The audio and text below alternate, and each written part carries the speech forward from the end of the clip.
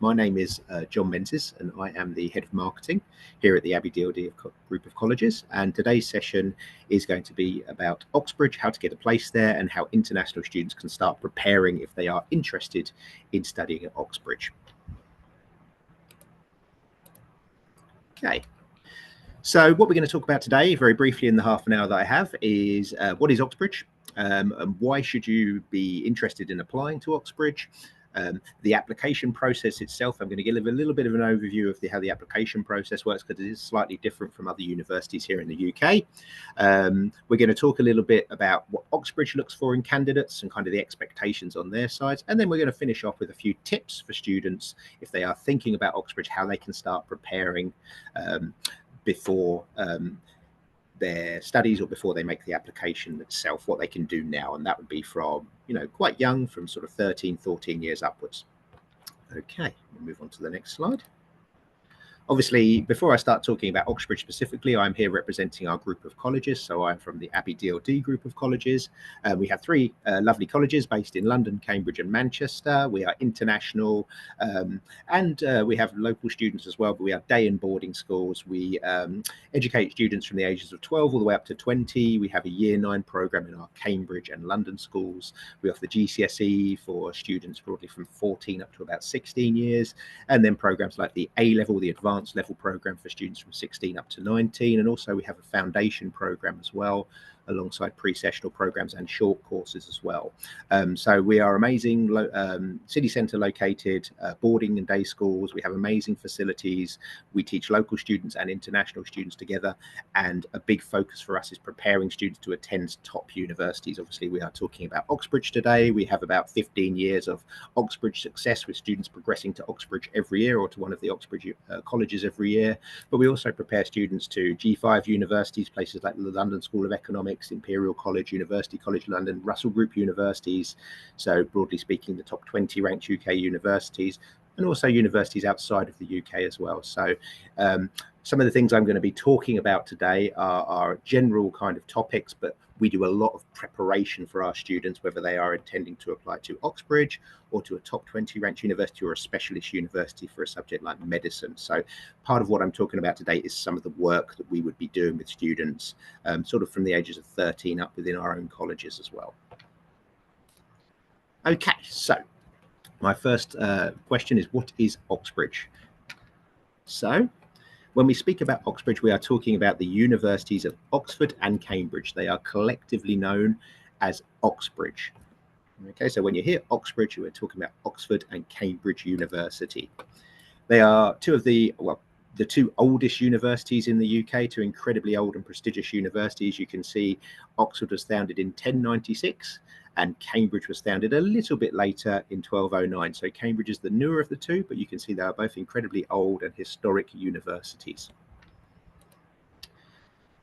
They are famous for academic excellence, for the history and for the traditions. Certainly when we are talking about Oxford and Cambridge, you'll hear lots of archaic language, terminology. Certainly they have a lot of history and a lot of tradition that they do certainly still carry with them today into the modern age.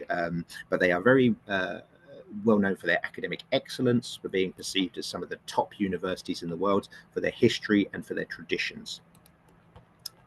They are obviously highly competitive in the application process, being considered to be the preeminent universities in the UK.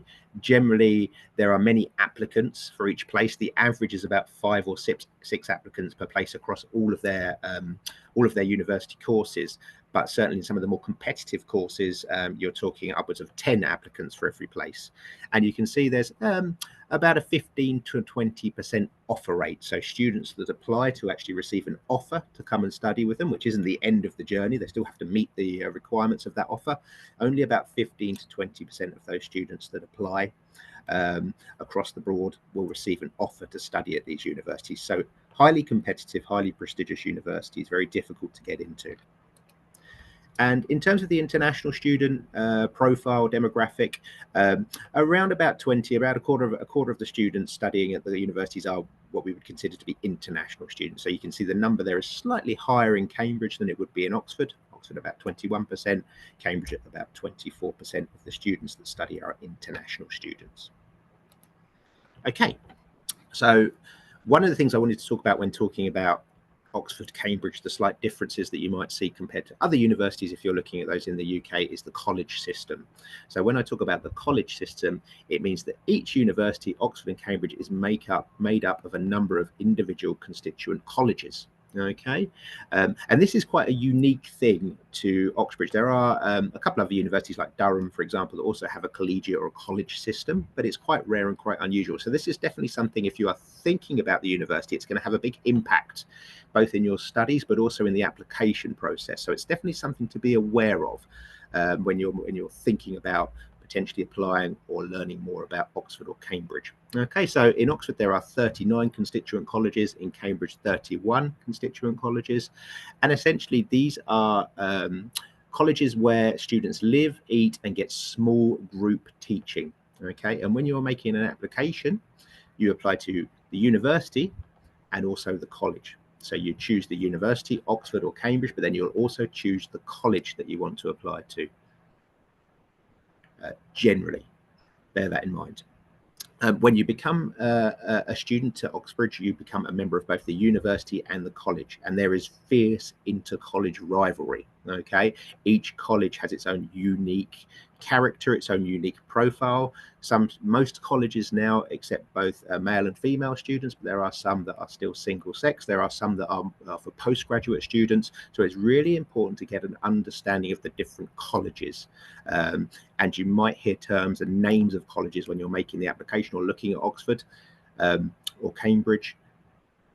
Be aware of where that college is, which university it's applied to. Some have the same names. You'll see a Jesus College in Oxford, a Jesus College in Cambridge, King's College in Cambridge, Balliol in Oxford. So it's really important to get a grasp of this college system and to understand it when you're thinking about Oxbridge.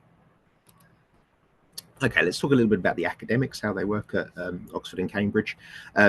Broadly speaking, the most common courses you're going to be studying there are undergraduate courses. Undergraduate courses generally tend to be about 3 years. So they're the courses that students take directly after their kind of secondary and sixth form education, and then postgraduate courses. So postgraduate courses such as masters usually last 1 or 2 years.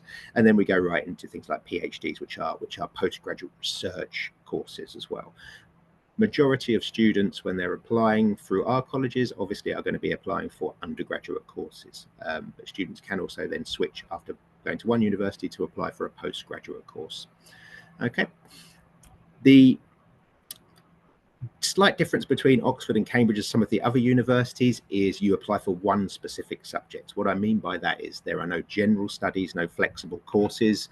Oxford and Cambridge generally don't allow you to combine modules from different programs together to make a bespoke course. Study is deep and specialized from the start. Okay, so it's very focused on a particular course. So you can't combine too much.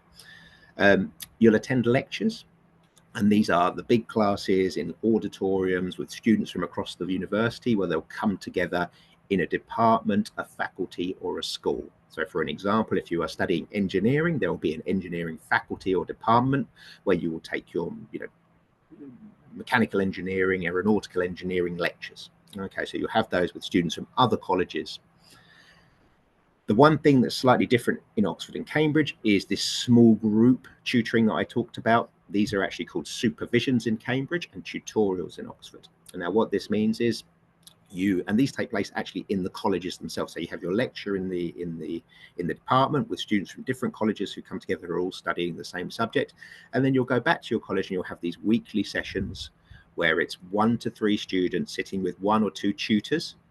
And these will be focused around the subject area that you're studying. Okay, so these are unique to Oxbridge. Okay, and in these weekly sessions, you will be discussing, you will be solving problems, you will be forming ideas, you will be having academic discussions around that subject. Quite often, the tutor or the professor that you're having that supervision with will set you a reading task.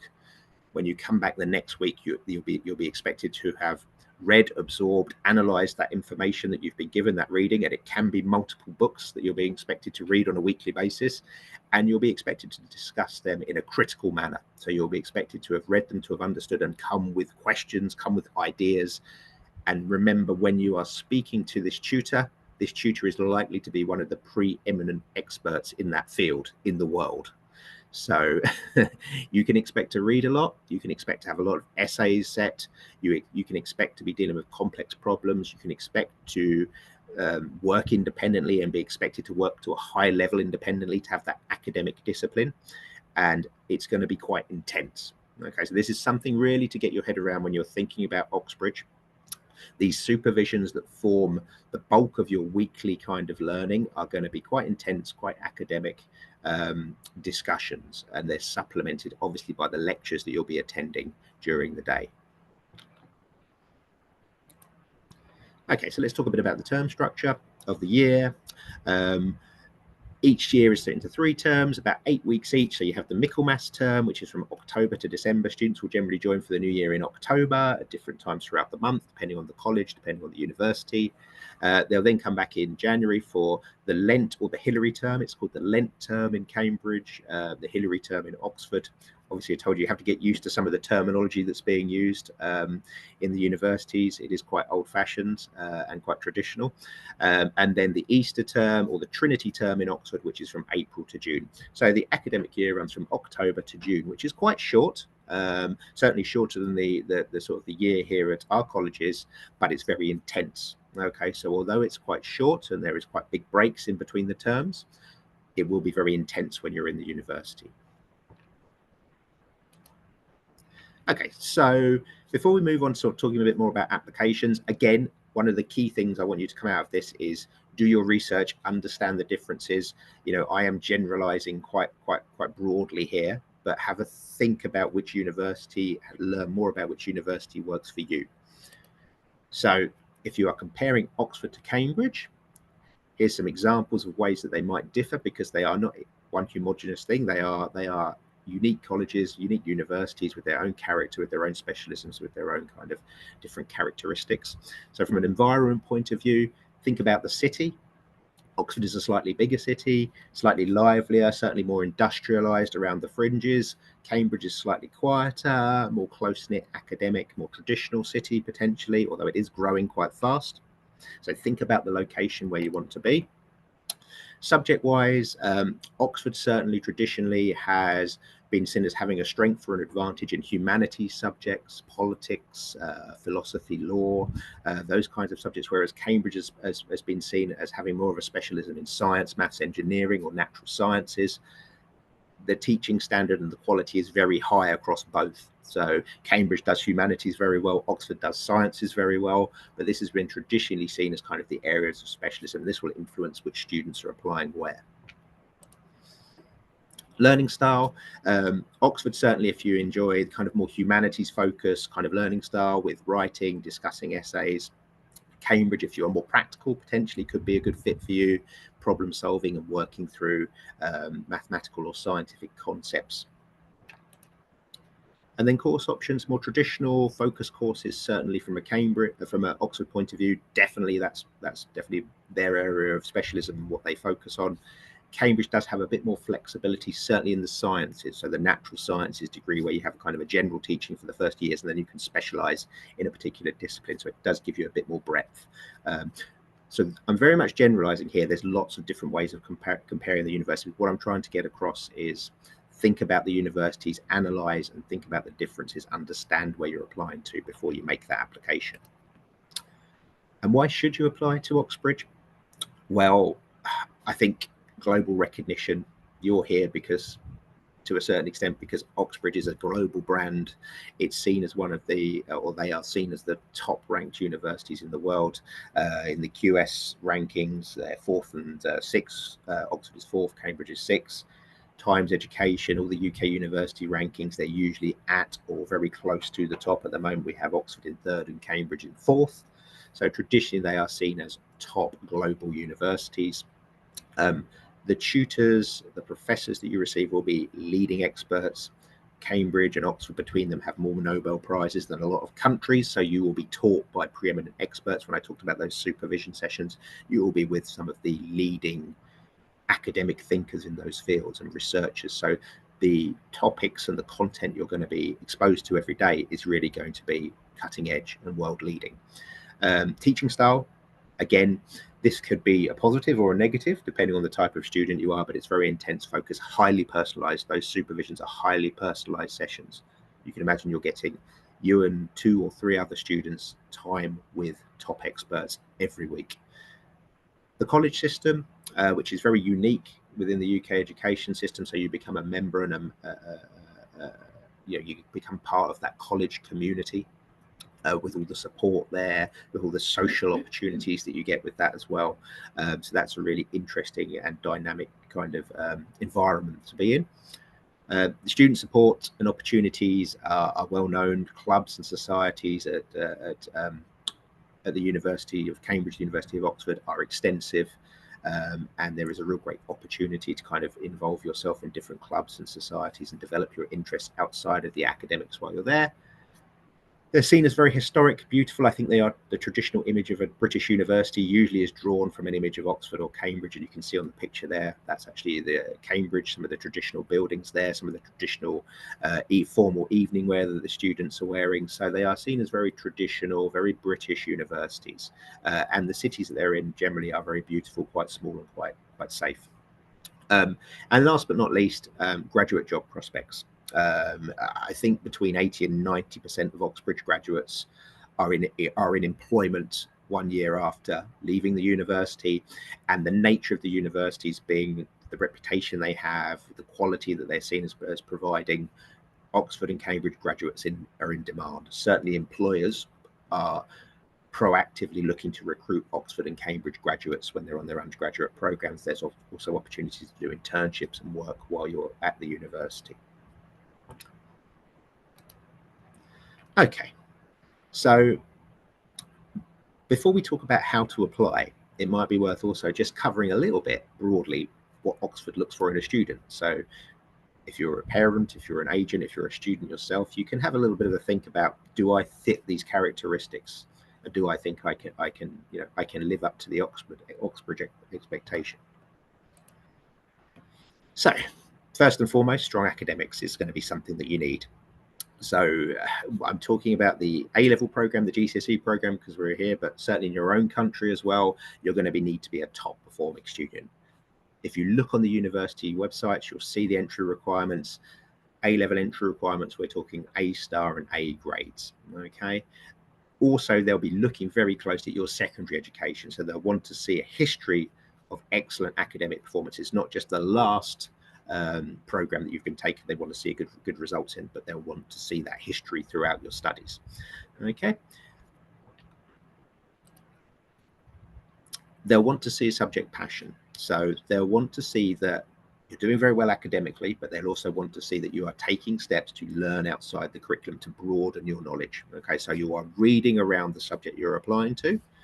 You are learning about what's happening in the field, what's happening in the real world in that subject, and how it will apply. Okay, so that's what they want to see. They're going to want to see that you are exploring beyond the curriculum and participating in academic competitions, doing extracurricular clubs related to your subject. They want to see that history of passion for the subject. They want to see evidence of critical thinking. So this is something that we work really hard on within our colleges.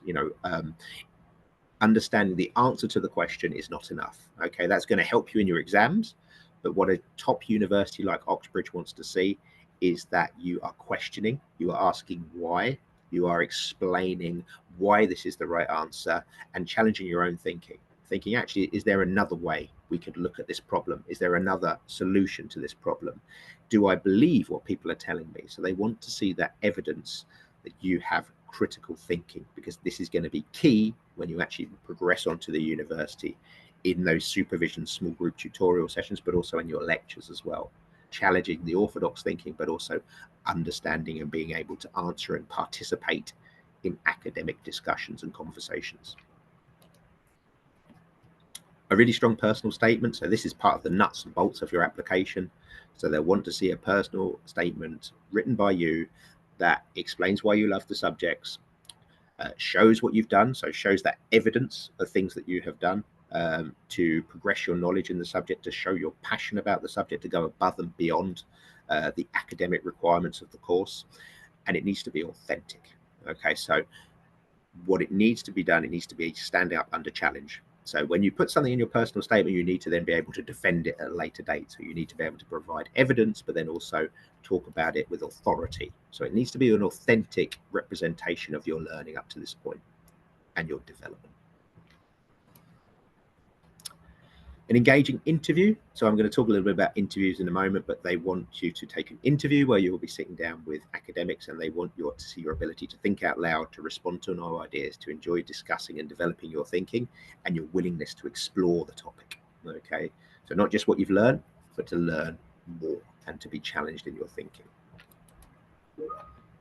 And finally, you'll need a reference from your teacher, from your school, which explains your strengths, your attitude to learning, and explains why your school or your teacher or your tutor thinks that you are Oxbridge material.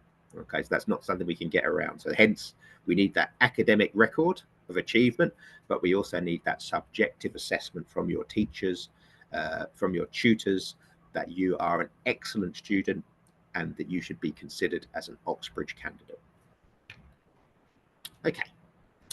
So we talked about kind of what they're looking for. If you decide that you want to make an application, how does the process work? And this is something that we really, really work very hard to support our students through this process, because it is slightly different from other universities. Okay, first thing to know, and these first 2 points are kind of happen at the same time, but I've put them separately. Choose your course, choose your university. Okay, so do you want to study at Oxford or Cambridge? Like I say, if you are maybe more towards the science field, you might want to consider Cambridge. If you're interested more in law or humanities or politics or economics, maybe Oxford might be the way to go. Okay, so there might be things that point you in a particular direction. You might just really want to study in Oxford. You might have been there before, and you might think it's a location that is right for you. Maybe you've been to a summer school there. So there are various decisions, but you have to choose one or the other. You cannot apply to both Oxford and Cambridge. So that's the first thing to know. You have to make that decision as to which one you're going to apply to. So choose your course, choose your subject, and then you select a college. Okay, so when you apply to the University of Oxford, then you apply to a particular college, or you apply to Cambridge and you apply to King's College or Jesus College or Magdalen College. Okay, so this is going to have a big impact on your chances of success. Okay, if you apply to the college that Stephen Hawking went for physics, it's going to be competitive. Okay, if you apply to a college that's in more of a humanities specialist college for physics, remember you're going to be studying exactly the same department as those other students, you might have a better chance. So it's a little bit of a strategic game. The other option is you can choose no college. So you can say, I don't mind which college I go to, put me in a pool for selection of any particular college. And then a particular college might choose you as an attractive candidate as well. So that decision is really key as to whether you want to apply to a specific college or whether you want to leave it open and be selected by a college. Okay, you apply via UCAS, which is the University Colleges Admission Service, exactly the same as any other university. The slight difference is where the UCAS deadline for other universities is in January. For Oxbridge, you're going to need to get everything done by mid-October, usually about the 15th of October. That involves your personal details, predicted grades from your school will need to be put in there, your reference from your school, your personal statement, and then any other requirements from the particular course or the college or the university. So there might be additional tests that you need to take as part of that application, or requirements like essays. Okay, admissions tests, if they are separate, will probably be taken usually around about November time. Okay, so there might be an additional maths test for a science-based subject. There might be an essay test or a portfolio test for an art-based subject. You'll need to submit written work, and then provided that you get through this first stage, which is the initial application, your personal statement's been reviewed, your reference has been reviewed, you've passed any additional tests, you will then be invited for an interview. So again, this is something slightly different. There are not many UK universities that will actively interview students, okay? And that takes place in the December. So you've made your application in October, the interview will usually be in December, okay? Interview can be face-to-face. So it can be in the college or it can be online. Obviously, being UK-based colleges, quite a lot of our interviews, the students will go into the department itself and have the interview face-to-face. But if you are in your home country, you can do that online. Okay, I'll talk a bit about the interview in a moment, what to expect, what to look for, what to do, what not to do in a broad sense. So I won't go into too much details now, but provided you pass that interview, you will receive an offer, which is usually in January, and then you will then need to wait for your results of your final exams, which is obviously for our students A levels, but it could be something like IB, or it could be whatever you're taking at the equivalent level in your home country. And provided you achieve the scores that you need and you have the right level of English, so you've taken an IELTS test and achieved the level of English for the course for international students, you will then confirm your place and join the university and the college in October. Simple. Okay, so let's talk a little bit about interviews. I know this is probably the one thing that people want to know about and are unsure of, because it's very different from most other UK universities and potentially quite a scary concept. So let's talk a little bit about what to expect for an interview. And interviews really are different. So there's no standard format for an interview, but this is kind of broadly what to expect. Okay, so what is it, first and foremost? So it's a mini academic conversation with Oxbridge tutors. So Oxbridge admissions tutors, Oxbridge professors. Usually lasts about 20 to 45 minutes. You'll be invited into the college for an interview. They are interviewing multiple candidates on that same day, so it won't be hugely long. The other thing is you will not be asked question A, question B, question C. It is, like I say, an academic conversation. You will not be expected to sit down and do maths tests. You will not be expected to write an essay.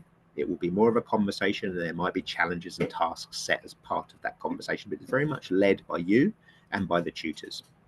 It's not a test to know to ascertain how much you know. It's to see how you think, how you solve problems, how you respond to new ideas. So what they're trying to assess during this interview is not your level of knowledge, not if you are an A-star student. They're trying to say, will this person fit into the system here? So how would they respond in that tutorial, that supervision environment? How would they respond to sitting down, having an academic conversation with other students and with professors in the field? Okay. So it's subject-based. You will be asked questions based on your subject. So if you're a math student, you will be asked about math topics. If you're an engineering student, you'll be asked about engineering content. They won't be completely different from, you won't be asked about a law question if you're a physics student, or vice versa. But you might be asked to discuss a test, to do a mathematical equation with the tutors, to work your way through something that you maybe haven't seen before, or to create a diagram, or you might be given a problem to solve, or you might be asked to explain and discuss your thinking in a particular area. Okay, so obviously it depends on what you're applying to. If you're applying to more of a humanities subject, it's probably more likely to be an essay question, a text to interpret, or a discussion. Whereas if you're sitting in a maths or an engineering, you might be given a practical task or activity, or you might be set an equation to work through and to explain your way through with the tutors. Okay. So some do's and don'ts when you're going into an interview. Remember, it's not a test; it's a discussion. Okay, it's not designed to be too scary. It's designed to be participative between you and the tutors. Do think out loud. Do tell the tutors what you're thinking. Don't just sit there with an equation, writing the answer out, looking confused. Talk through it. Ask questions.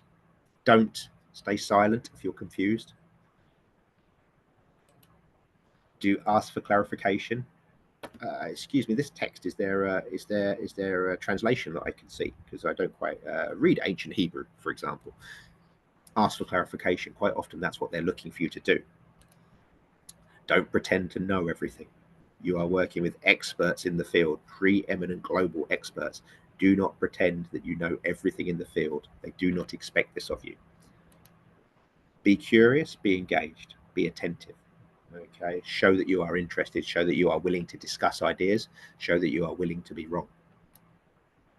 Do not recite memorized answers. Do not try to prepare memorized answers. They will know, and that interview will go bad very quickly if you try and do that. Be yourself. Be the genuine, authentic version of yourself. Don't be afraid to be that person, and don't panic about getting it right. Okay. There is no right and wrong answers. Remember, they're looking to see the way you think, the way you respond to adversity and to challenge. So there will be questions that you are asked in an interview that you will not know the answer to. Okay, be prepared for that. Be prepared to ask questions. Be prepared to ask for clarification. Be prepared to discuss. Okay, they are looking to see how you respond when you don't know the answer, because that is what is going to happen in these tutorials and in these supervision sessions if you get through to the university itself. Okay, so we've talked about the application process. We talked about a little bit about interviews. Here's some tips. If you're a student thinking about Oxbridge at the start of that journey, not sure what to do next, here's some tips that could work for you. Number one, and this is always the excellent starting point, do your research. Okay, spend some time on the university and the college website. They actually give you a lot of information about things like what they're looking for in students, the application process. There are lots of tips on there as well, but also understand the different courses, understand the difference between the colleges. Each college has its own website. You can learn more about the social element. You can learn more about where it's located.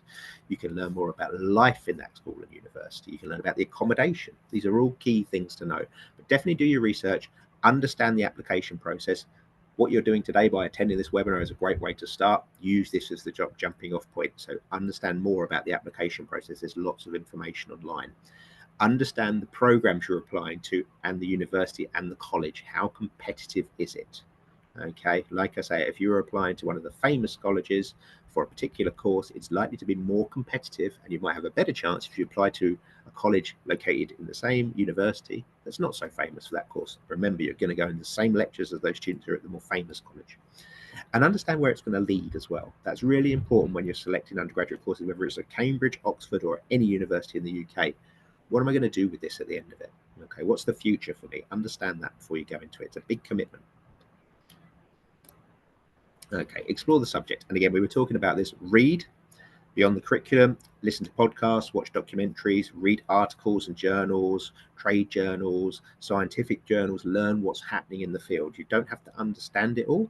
You don't have to read everything that's out there, but try and read broadly around the subject. Try and broaden your knowledge wider than what you're going to study on that narrow pathway of the academic program that you're studying. Lots of free online lectures and courses, many of them from universities like Oxford and Cambridge. Free online lectures, sessions. For our students here in Cambridge, where I'm located, when we actually take students to university lectures, we actually take them to meet with professors. So you can do this either in face-to-face or you can do it online. Challenge yourself. So the university will want to see evidence that you're challenging yourself. They will not mind if you have failed. Okay, the fact that you are challenging yourself and what you have learned from challenging yourself and making those failures is almost more important than the failure itself. So enter rigorous courses, enter academic competitions. We actually support our students across all three of our colleges to enter things like the Mathematics Olympiad, the Physics Challenge, economic societies. These are the things that they want to see that you are doing and pushing yourself into. Build something if it's a practical subject, if it's an architecture subject, create a scale drawing, create a scale model, write essays, practice your essay writings, design an experiment. If it fails disastrously, you can tell what you can talk about what you learned from that failure. You can talk about how that led you to do further research and gain further understanding of that particular field. Push and challenge yourself. Practice talking. And for international students learning in the second, third language, this can often be a challenge, but practice talking about your ideas, practice talking about the subject. So make sure that you are discussing the topic with your friends, with your parents, with your teachers. They won't tell you to go away, hopefully. Make sure you're discussing that topic and talking about it. Try explaining complex ideas. Try synthesizing those ideas into relatively simple terms, into layman's terms, that we call it in the UK. This is a really important skill to develop, and get used to thinking out loud. This is what you're going to be tested on in the interview. They want to see your workings. They want to see the way your brain works, how you approach a problem. The only way you can do that in an interview is by explaining it to the person who's interviewing you. So practice this. Practice talking out loud, using your voice in that way. Really important, keep a track of what you're doing. Okay, again, these evidence points that you can then refer back to throughout the application process are really important. I did this This is what I learned from it. This is how I applied that knowledge. Okay, really, really key. And we encourage our students to do this, and we do it in a very supported way through our academic preparation programs. Keep a journal is really important. Write down books you've read, summarize your learning from them. Remember, Cambridge is going to expect you to be widely read, or Oxbridge is going to expect you to be widely read. They're not going to expect you to have read every page of every academic textbook on their list. But what they want to see is that you've read broadly. They want to see that you've gleaned some knowledge from it. They want to see how you've applied that knowledge in your learning. Document your academic activities, clubs you've been in, experiments you've done, essays you've written, competitions you've entered. Again, what did I learn? What am I taking forward from this? And ask yourself, what do I love about this subject? Subject passion. All UK universities, but especially Oxford and Cambridge, want to see that subject passion. So think about it. Actively think critically about what you love about this subject. Is there a particular element about this subject that I love? What do I love most about architecture? How do I want to use my law degree in the future? Do I want to work in human rights law? So think about that passion and why you want to do it moving forward.